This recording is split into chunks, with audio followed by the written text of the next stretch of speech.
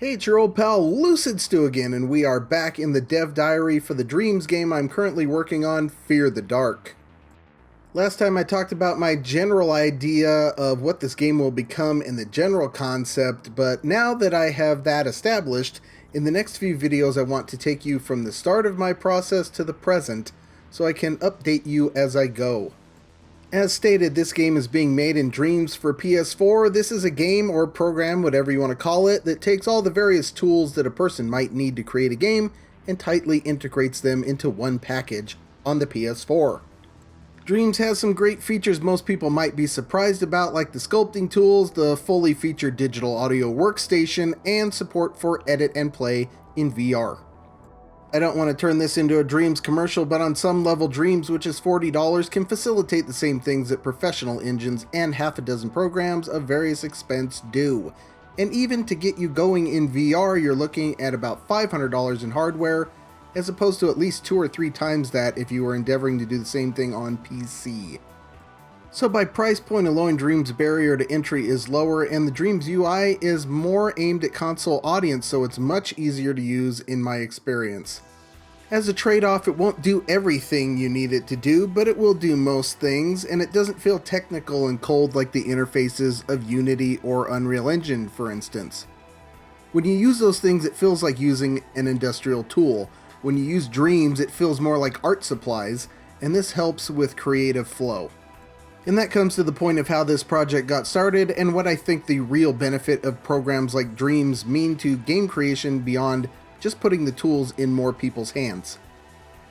Unlike a traditional game making process where you come up with a mechanic, flesh that out, do some level design, come up with art and animate it, and then sort of bring all that together, I started with the art first, and I did that without any notion that I would create a game with it. Everything you see so far outside of that black hand is by my hand and from my mind. I made these things, and all of these things I'm about to show you. I did this partly because it was fun, but also I made these things for other people to use. Then I thought that I should probably make a demo to show how some of these things could be used to encourage their use by others. In the middle of that, on a whim, I used what I had built to create a little 30-second short of someone getting attacked by a zombie in a dark hallway. While creating and thinking of that, I came up with a game idea, and while thinking of ways I might make that game a reality, I came up with mechanics. In this way, the art informed the space informed the concept, and the concept informed the mechanics. This is the dead opposite of how it's normally done. Which is better? It doesn't matter. It only matters that they're different, because while you end up with a game either way, different process is going to shape the game differently. You ever notice how most major developer games and major studio movies are starting to look and feel the same? It's because they're all born from the same process. Art bends to process or design, and it starts to feel designy and processy. It's unavoidable. One of the great things about art is breaking the rules on purpose once you're fairly comfortable with the rules.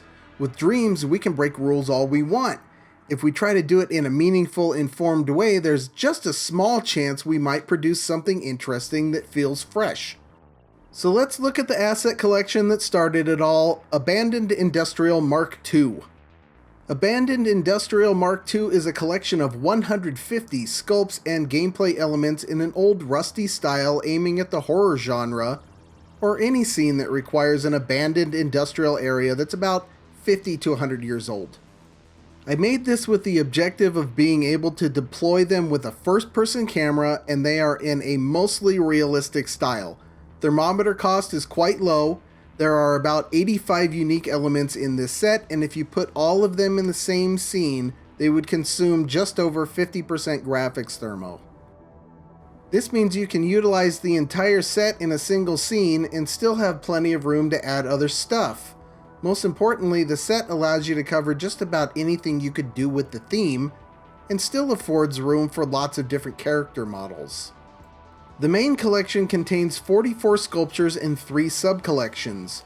We're looking at the Abandoned Industrial Electrical Collection now. There is also a sub-collection for plumbing, and one for interactive gameplay pieces. The electrical sub-collection contains everything you need to control and convey power, from generators to light fixtures. Abandoned industrial plumbing is similar from the angle of control and conveyance of fluids. There are lots of different pipe fixtures and hoses, some of which were suggested by Dreams community members, and those should allow you to build connections in just about any combination you can imagine.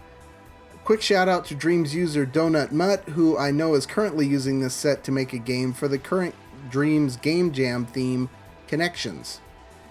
And the last sub-collection is the interactive group called Grabbable Industrial Valves, Switches, Buttons, and Levers. No mystery what's in here by the description, but all of these elements have logic built in and are designed to be easily dropped into an existing scene and be hooked up as interactive gameplay elements. These are all set up for grabbing with the imp or in VR, but they can also be easily converted for button presses.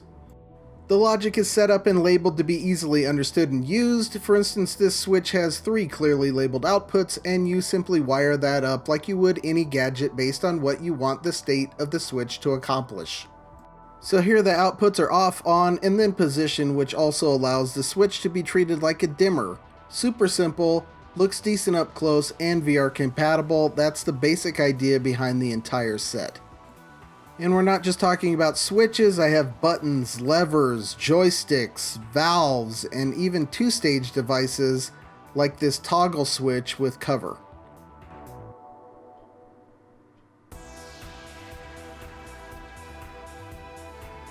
There is a lock and key animation for cutscenes, and you could even rewire that a little to get it working physically turned with an imp. The lock and key are also available as separate props with no animation. So that is my new theme set for you all to use, and that is also the basis for Fear the Dark, a game of psychological terror. I have another video or two getting me from here to the present, at which point I'll start showing the gameplay I'm working on in more depth, so stay tuned. But that's all for now. Until next time, I'll see you in the Dreamiverse.